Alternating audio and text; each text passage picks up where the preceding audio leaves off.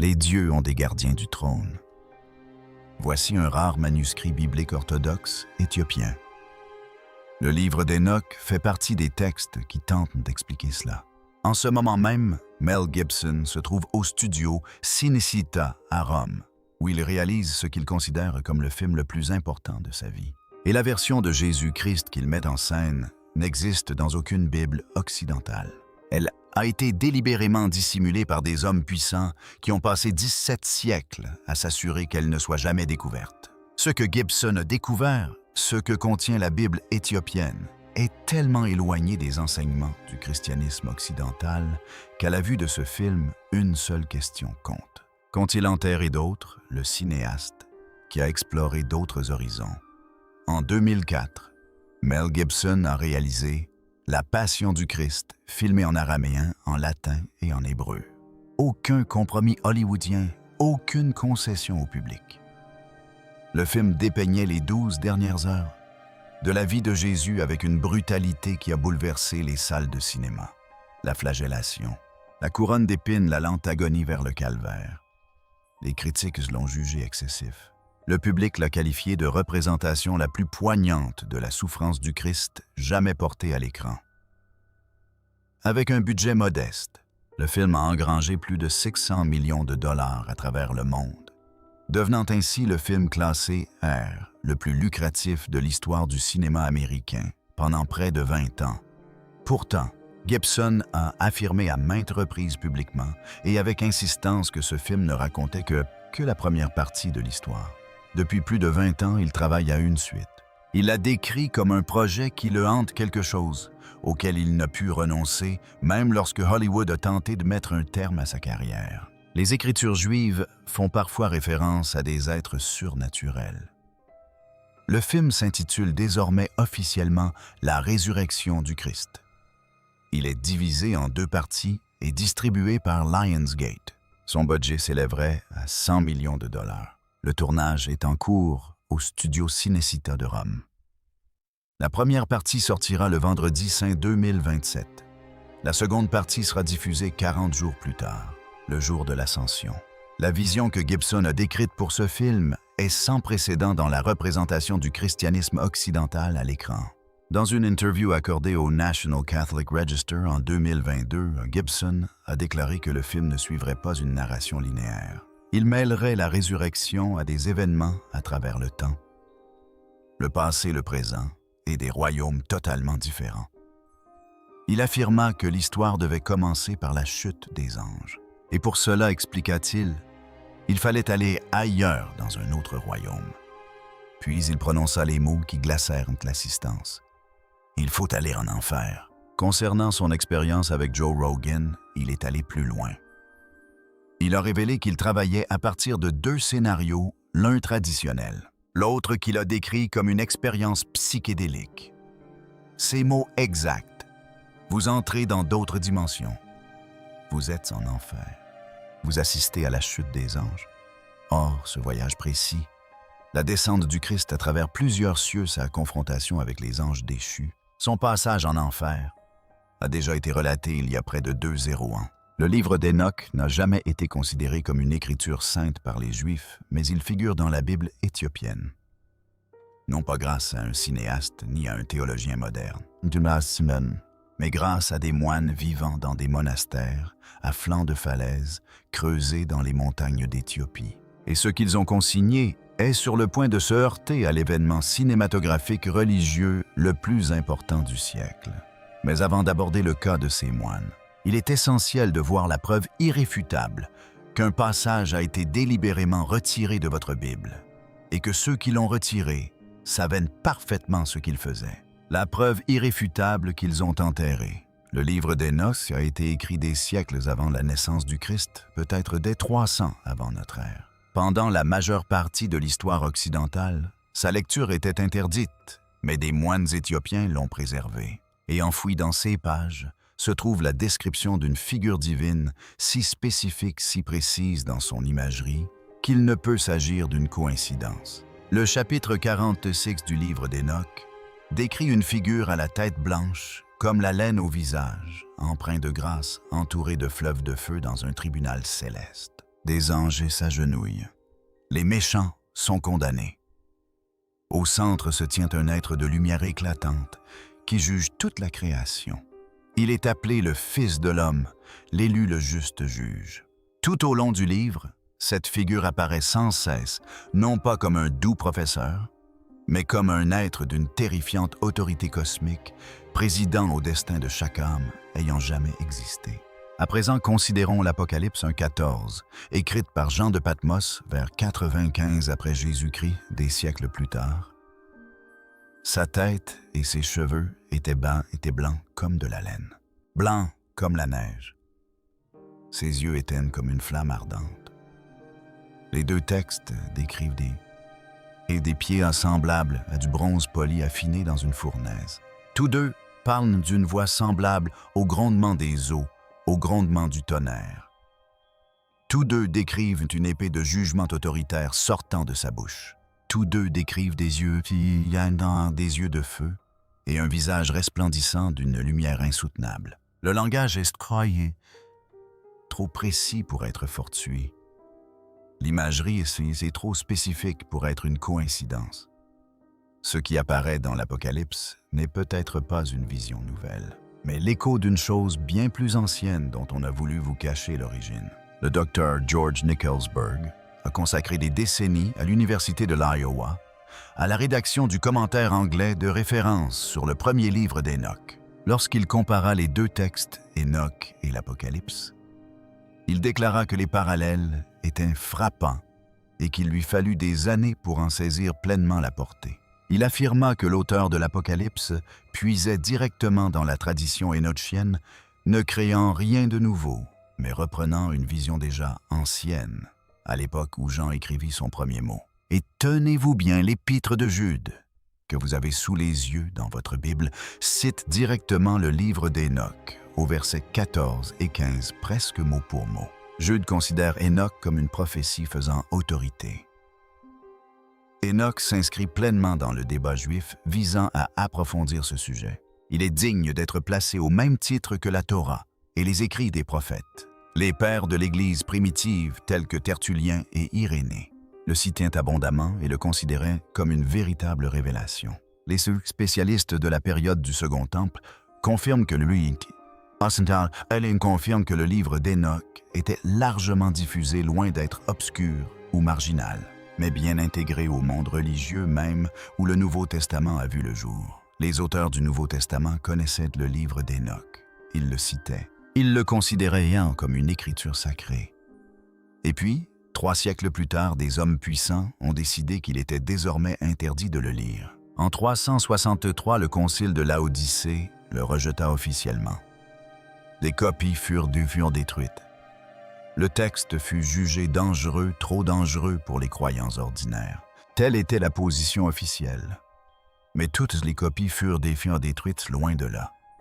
Et ce qui a subsisté dans ces copies dépasse largement la simple description physique du Christ. Cela réécrit toute l'histoire de son identité et de sa mission. C'est précisément pourquoi ce que Gibson est en train de construire à Rome ne ressemble à aucune histoire de résurrection jamais filmée. Si ce genre d'histoire méconnue vous empêche de dormir, abonnez-vous dès maintenant et activez les notifications car la suite va bouleverser tout ce que vous pensiez savoir. Les moines qui ont tout sauvé.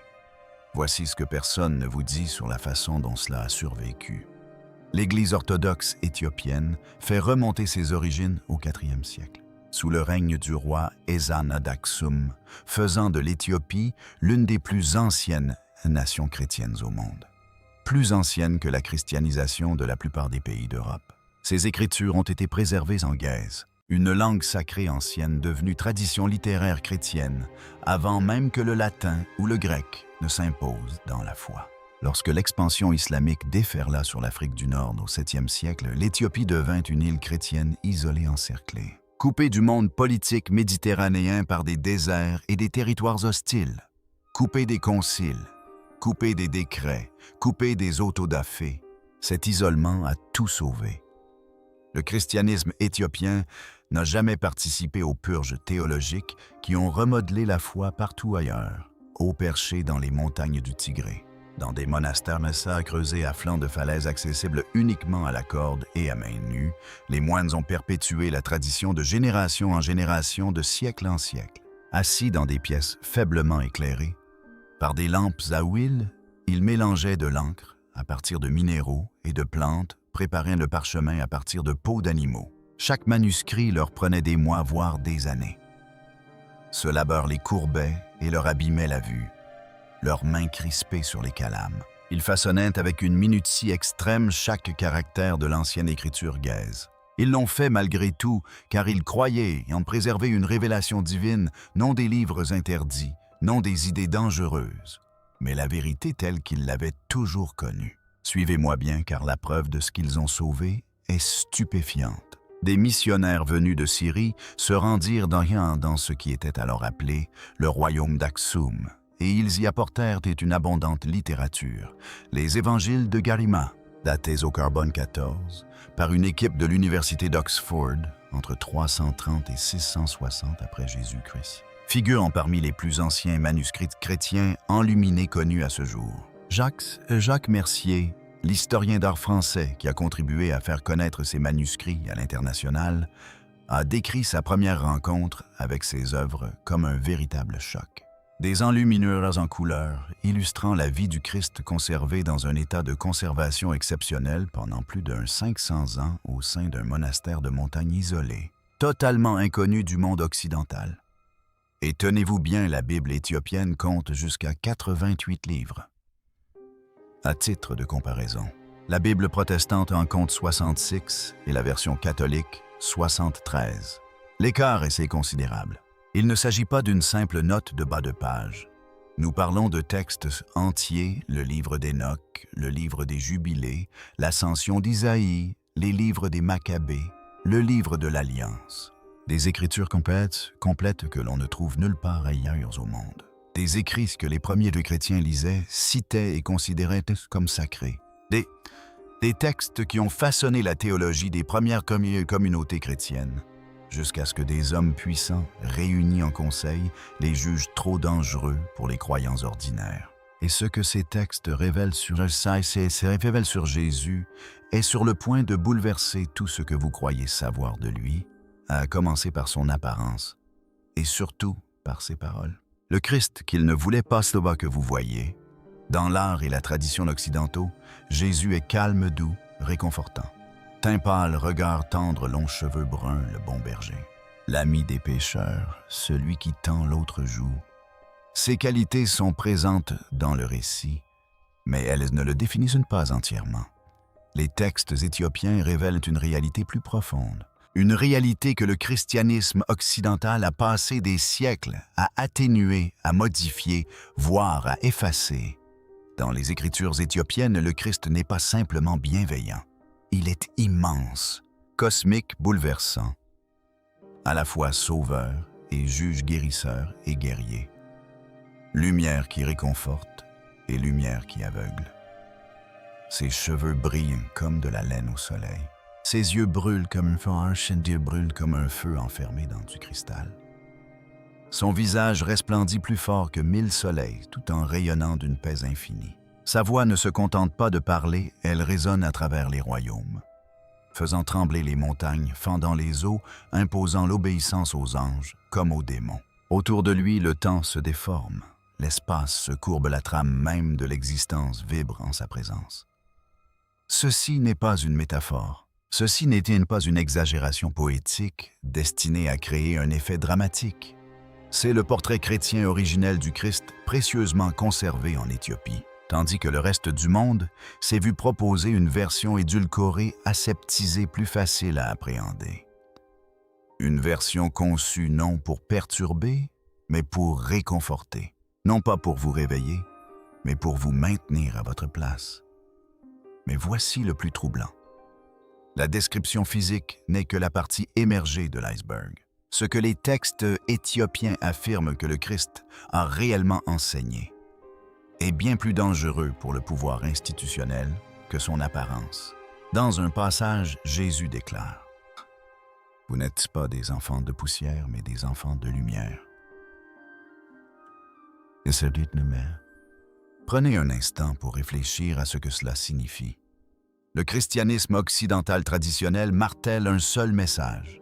L'humanité si batamtsa, déchue pécheresse imparfaite faite de poussière et dépendante d'une intervention extérieure pour son salut. Les textes éthiopiens renversent complètement cette vision. Si les humains sont enfants de lumière, alors le divin n'est pas inaccessible. Elle est déjà vivante au fond de chaque âme. Le livre d'Hénoch, et plus particulièrement la copie d'Hénoch qui se trouve dans la Bible éthiopienne, reflète en réalité la Bible originale, car la Bible éthiopienne est la plus ancienne. Le salut n'était pas un don dispensé par les prêtres, c'est une prise de conscience de ce qui existe déjà en vous. Le royaume de Dieu étant vous affirme le Christ dans ses textes, non pas comme une métaphore, mais comme une vérité littérale. Voici ce que personne ne vous dit. Les textes éthiopiens contiennent aussi une prophétie qui sonne comme un avertissement adressé directement à l'avenir. Un passage déclare que, dans les temps futurs, les hommes créeraient des dieux de leurs propres mains et adoreraient les fruits de leur imagination plutôt que l'esprit de vérité.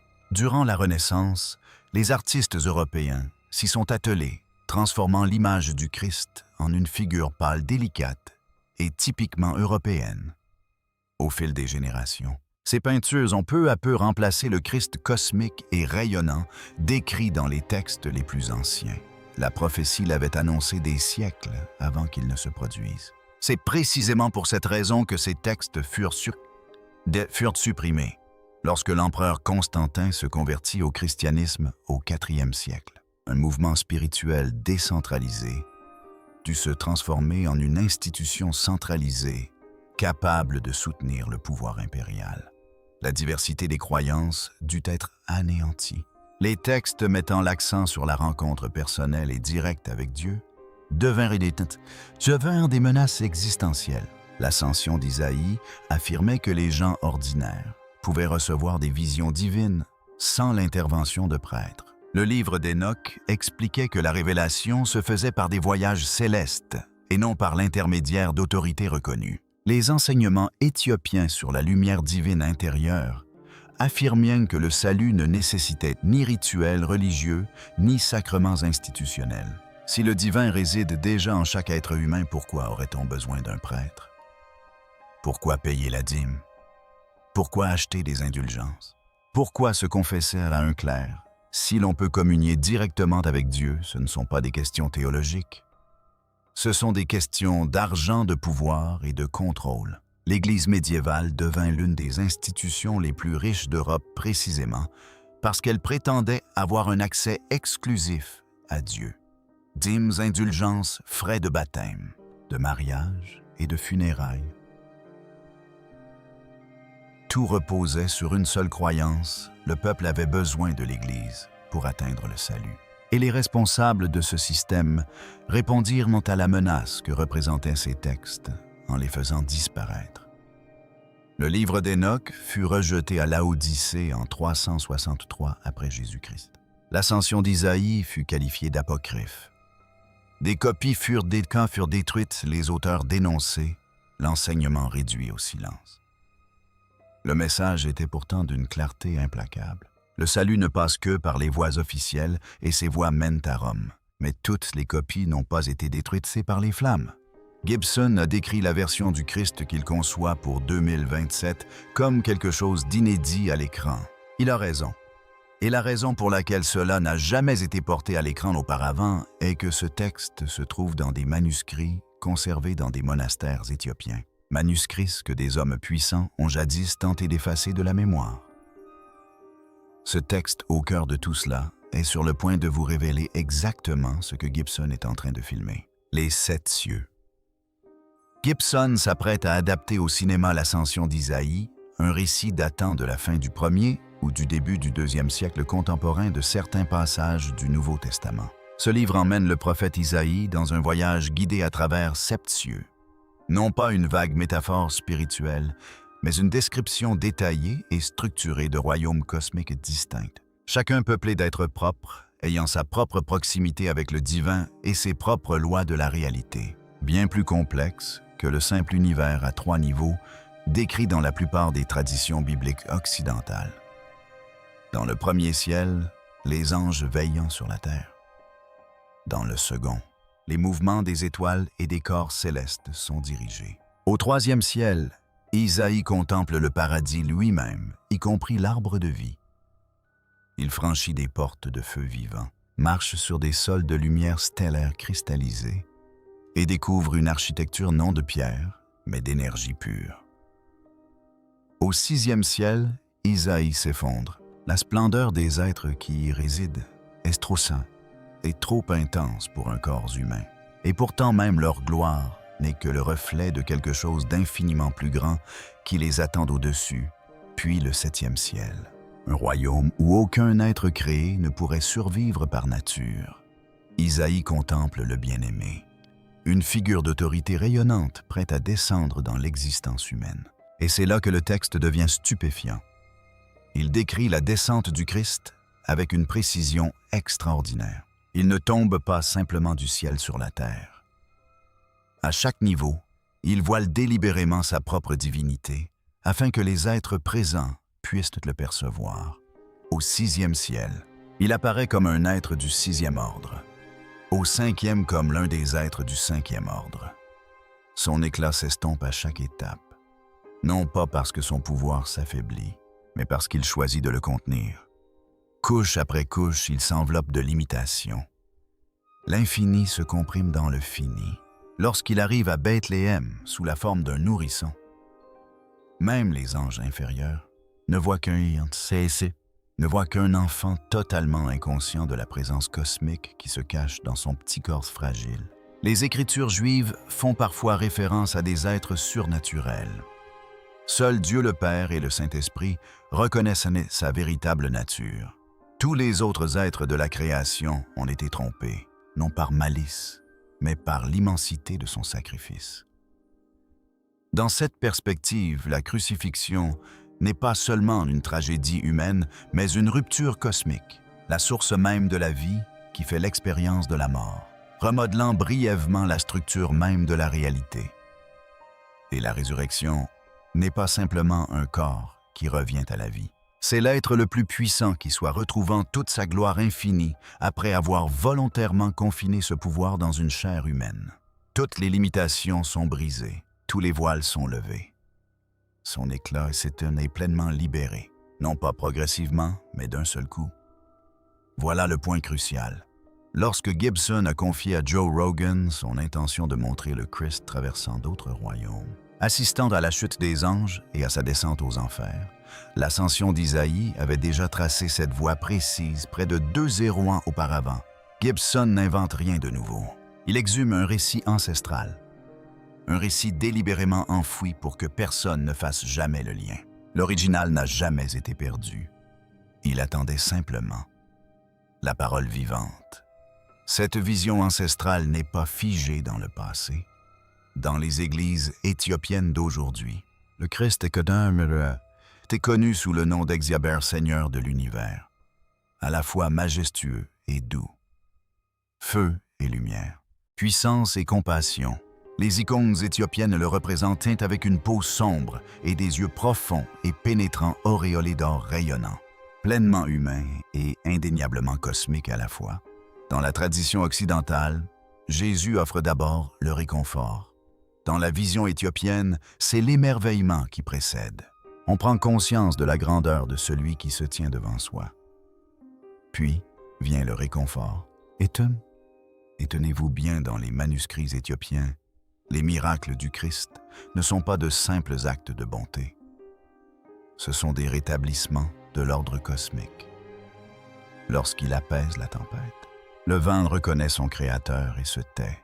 Lorsqu'il marche sur l'eau, l'eau se souvient de la voix qui lui a donné naissance et le recueille avec respect. Lorsqu'il guérit les malades, il ne traitait pas les symptômes, il restaure la création endommagée selon le dessein divin originel. Lorsqu'il ressuscite les morts, il n'accomplit pas de magie, il ordonne à la vie elle-même de retourner à sa place. Chaque miracle nous rappelle que l'univers entier a été créé par sa parole et qu'il répond encore à sa voix. Le Christ est décrit comme la parole vivante, la vibration à travers laquelle la réalité elle-même existe. Lumière son matière, et vie circule à travers lui. Soutenu par sa présence à chaque instant. Un concept écrit il y a près de 2 ans qui résonne étrangement avec la physique moderne, décrivant la réalité comme énergie-fréquence et vibration. Si ce mot venait à disparaître, la création ne s'effondrerait pas. Elle ne se décomposerait pas. Elle cesserait simplement d'exister instantanément. Le docteur Getachew Heil a consacré des décennies au catalogage de textes Ge'ez au Hill Museum and Manuscript Library du Minnesota.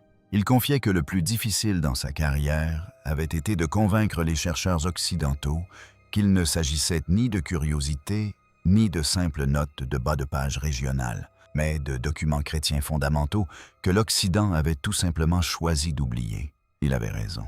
Les équipes SAF de numérisation moderne confirment aujourd'hui précisément ce qu'il affirmait. Les évangiles de Garima révèlent une tradition de production de manuscrits enluminés au sein du royaume d'Aksum durant l'Antiquité tardive, qui rivalise avec tout ce qui a été produit en Europe à une époque où une grande partie du continent ne disposait pas des moyens de créer un ouvrage comparable. Les historiens sont contraints de reconsidérer où les traditions intellectuelles chrétiennes les plus avancées ont réellement prospéré au cours du premier millénaire. Suivez-moi bien, car c'est là que le film de Gibson et la tradition éthiopienne convergent d'une manière incontournable. Le Jésus bienveillant de l'art de la Renaissance a toujours été une réinterprétation. Le Christ flamboyant d'Enoch, le descendant cosmique d'Isaïe, la parole vivante qui unit la réalité. C'était l'original. Et pendant 17 siècles, des milliards de personnes ignoraient son existence. La convergence. Gibson a toujours présenté les Écritures comme une histoire vérifiable.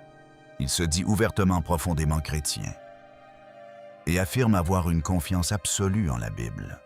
Pourtant, la vision qu'il décrit sans cesse, celle du Christ traversant de multiples dimensions, affrontant les anges déchus, et brisant les barrières entre le ciel, la terre et l'enfer, ne provient pas de la Bible occidentale standard, mais de la Bible éthiopienne. Que Gibson se soit inspiré directement de sources éthiopiennes, ou qu'il soit parvenu aux mêmes conclusions grâce à une étude approfondie des Écritures, la convergence est indéniable. Si son film reste fidèle à la vision qu'il a décrite, les spectateurs de 2027 ne découvriront pas le Jésus occidental que l'on connaît. Ils rencontreront un Christ plus proche de la tradition éthiopienne que tout ce que le christianisme a jamais représenté à l'écran. Un être de feu cosmique et d'autorité illimitée qui a choisi de se cacher dans une chair humaine, de mourir sur une croix, puis de renaître dans toute sa splendeur divine, remodelant au passage la réalité elle-même. Les moines qui ont préservé cette vision n'auraient jamais imaginé qu'un cinéaste hollywoodien se ferait un jour leur porte-parole. Ils n'auraient jamais cru que des érudits redécouvriraient leurs manuscrits et que le monde entier commencerait à les écouter. Ils se sont contentés de les copier. Ils ont prié. Ils ont eu confiance. Pendant 17 siècles, ils ont tenu bon. Des hommes anonymes dans des pièces obscures, veillant sur une version du Christ que la plus puissante institution au monde avait tenté d'effacer, protégeant un texte dont ils étaient convaincus que le monde aurait un jour besoin. Et maintenant, enfin, leur histoire est sur le point d'être révélée au monde entier. Si une version du Christ a pu être enfouie si complètement que des milliards de personnes n'ont jamais su qu'il existait, quels autres textes reposent encore aujourd'hui dans des monastères à flanc de falaise, attendant d'être découverts? Laissez votre réponse dans les commentaires ci-dessous. Et si vous souhaitez être présent ou présente lorsque nous analyserons le prochain texte sacré interdit, abonnez-vous dès maintenant et activez les notifications, car certains livres conservés dans ces monastères font passer le livre d'Enoch pour un simple échauffement. Et ce n'est que le début. Pour un